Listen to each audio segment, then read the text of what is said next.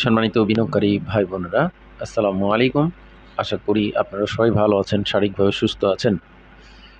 আমি আজকে 30শে জুন রবিবার 2024 এই ভিডিও আলোচনা করছি এবং আজকের আলোচনার শিরোনাম রয়েছে দীর্ঘ 5 মাস পর বড় লেনদেন হয়ে গেইনার লিস্টে আসার পিছনে রহস্য কী? এই শিরোনাম নিয়ে বন্ধুরা আমি আজকে একটি স্ট্রং ফান্ডামেন্টাল শেয়ার দীর্ঘ 5 মাস পর বড় লেনদেন হয়েছে এবং তার এই বড় লেনদেন হয়ে গেনারে আজকে আমরা 5 নম্বরের লিস্টে আসতে দেখেছি। সেই শেয়ারটি হচ্ছে ইউনাইটেড পাওয়ার সেক্টরের একটি স্ট্রং ফান্ডামেন্টাল শেয়ার।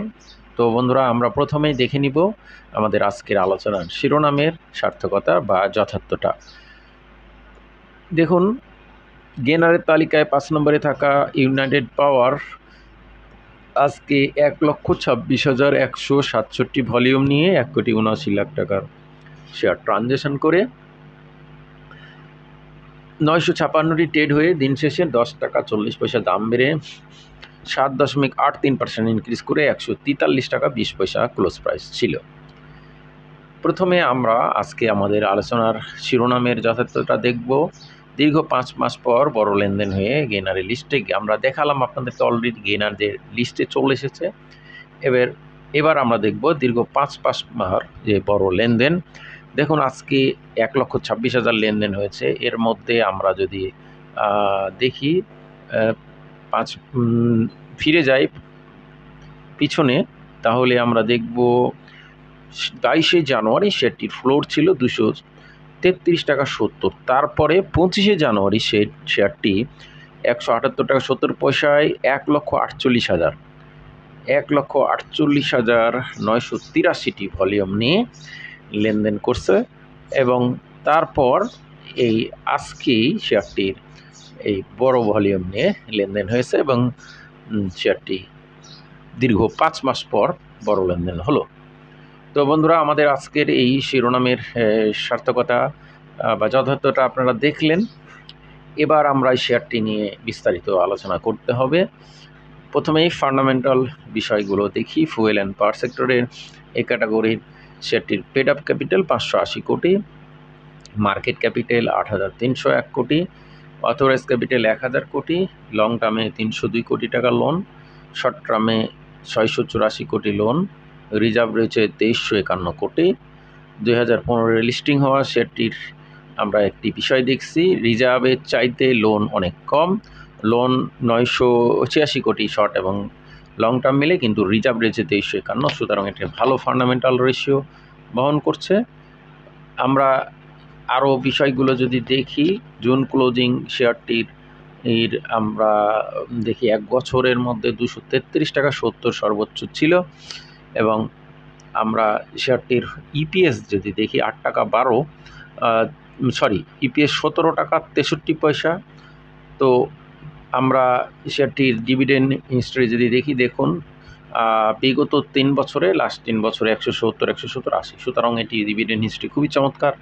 এটা লেটেস্ট সার্কুলার অনুযায়ী তাদের 50p পর্যন্ত, বিশেকের লেটেস্ট সার্কুলার 50p পর্যন্ত লোন মার্জিন থাকবে। সেক্ষেত্রে 17 টাকা 63 পয়সা 50p যদি পর্যন্ত লোন মার্জিন থাকবে, দ্যাট মিনস 860-70 টাকা পর্যন্ত শেয়ারটি লোন মার্জিন বলবৎ থাকবে। তো বর্তমানে শেয়ারটির 143 টাকা প্রাইস, বর্তমানে পি রেশিও 8.12, খুবই চমৎকার সেফটি বিনিয়োগযোগ্য পি লোন মার্জিন বলবৎ রয়েছে এবং নেট অ্যাসেট ভ্যালু 58 টাকা 45। সে অনুযায়ীও যদি 10 গুণ বৃদ্ধি হয়, দ্যাট মিনস 585 টাকা হলেও তার লোন ফান্ডামেন্টাল রেশিও বহন করবে। সেটির ফার্স্ট কোয়ার্টারে 3 টাকা 12, সেকেন্ড কোয়ার্টারে 4 টাকা 71, থার্ড কোয়ার্টারে দেখেন ইপিএসের একটা হিউজ গ্রোথ, 5 টাকা 39, দারুণ গ্রোথ হয়েছে। 80% ক্যাশ তারা দিয়েছিল বিগত বছরে। তো আমরা নেট অপারেটিং ক্যাশ ফ্লো দেখি, 5 টাকা 19, 2 টাকা 74, থার্ড কোয়ার্টারেও নেট অপারেটিং ক্যাশ ফ্লো দারুণভাবে বৃদ্ধি হয়েছে। ডিভিডেন্ড ইয়েল্ড খুব চমৎকার 5.59, অসাধারণ ফান্ডামেন্টাল রেশিও শেয়ারটি বহন করছে। তো বন্ধুরা, আমরা এই United power wheel and power সেক্টরে শেয়ারটির হোল্ডিং পার্সেন্টেজ যদি দেখি, মে মাসে ডিরেক্টরে 90%, 90.00, দ্যাট মিনস 52,17,00,000, 57,57,00,000 শেয়ারের মধ্যে 52,17,00,000ই ডিরেক্টরের হাতে রয়েছে, গভর্নমেন্টের কাছে নেই। ইনস্টিটিউটের কিছুটা সামান্য 0.02% বেড়েছে, 7.49%, 4,34,00,000।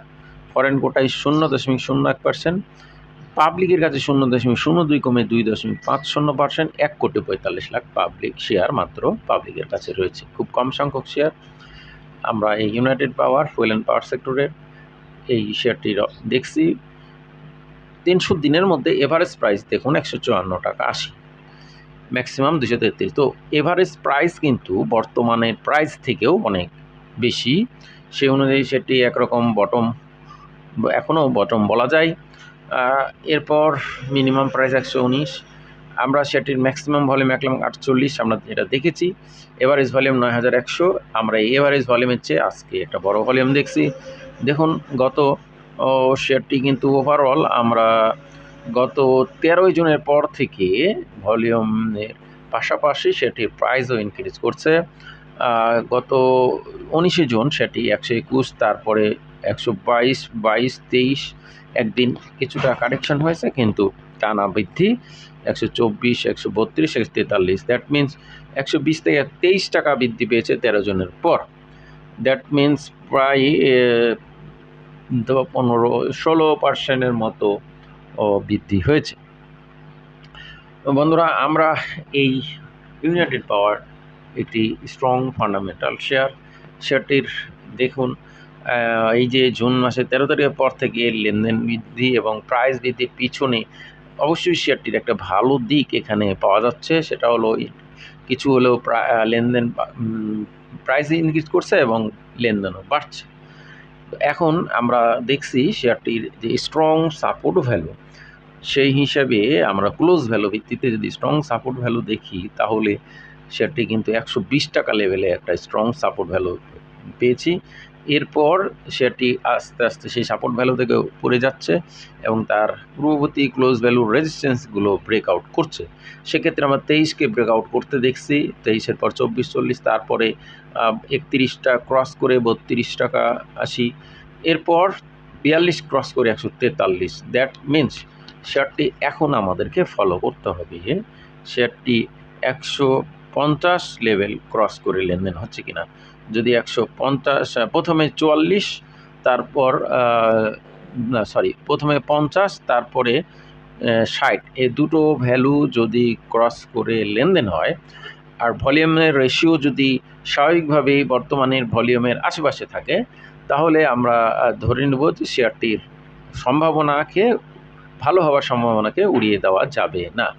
তো বন্ধুরা, আমাদের এই যে আজকের এই আলোচনা যারা দেখছেন তাদেরকে অনুরোধ করবো চ্যানেলটি সাবস্ক্রাইব করবেন, এবং আপনাদেরকে এটাও বলি যে আমার এই আলোচনা কিন্তু কাউকে বাই বা সেল করার জন্য না, বা উৎসাহিত, প্রলুব্ধ বা নিরুৎসাহিত করার জন্যও না, এটা শুধু শেয়ারটির অবস্থান জানানো বোঝানোর জন্য আলোচনা করে থাকি। আমি সাধারণত ফান্ডামেন্টাল, টেকনিক্যাল এবং লজিক্যাল সবগুলো বিষয়ে আলোচনা করি। আজকে শেয়ারটি নিয়ে শুধুমাত্র ফান্ডামেন্টাল এবং লজিক্যাল বিষয়গুলো আপনাদের সামনে তুলে ধরলাম।